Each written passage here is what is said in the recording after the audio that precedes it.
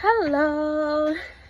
Mag-adto mi sa garden ni Mamsi kay mag-harvest ni Mamsi sa iyang kalabasa. Asa ikaw nay? Mag-harvest ni Mamsi sa kalabasa. Amo ang i-check o pwede na ba kay amo ang lutoon ng kalabasa. Na ami garden din Si Mamsi nagtanom ani mga garden. Uy, may butterfly nay. May butterfly. Look at that. Uy, tanawa. Ang kamatis ni siya. Kamatis.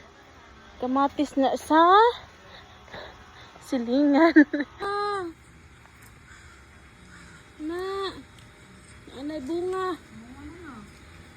Tapos na ay mga tangkong si Mamsi nakautan. Pag may ng tangkong.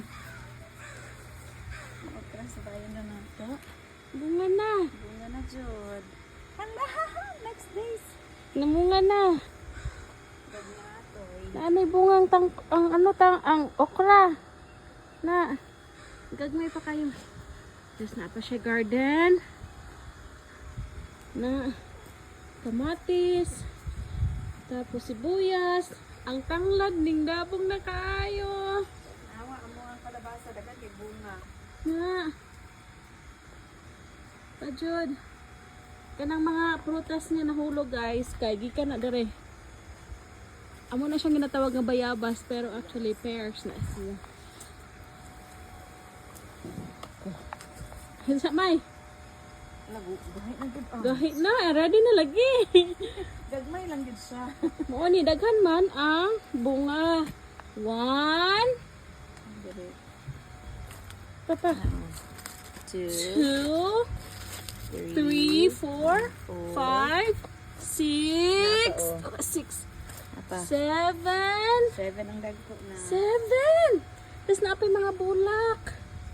Napay mga bulak. Bulak. Daghan pa kayo. Na. Magsunod ani, labi na ato makuha na bunga ang isa. Pao na to to. Gahi na jud yan. Lagi ready to cook na lagi na. Ay, pero ingon sila, di ba dapat kaning malaya na ni? Guys, mali ang first harvest ni Mamsi sa iyahang Inday! sa iyahang kalabasa. Tapos ang kalabasa gamay kaayo o. Hindi mo ko kaabot eh. Panawa si Mamsi nagimo compost. Tanan nga mga nahulog nga mga pears, gikan ani nga tree. Daghan kaayo jud. Naghan kaayo. Gibutang niya sa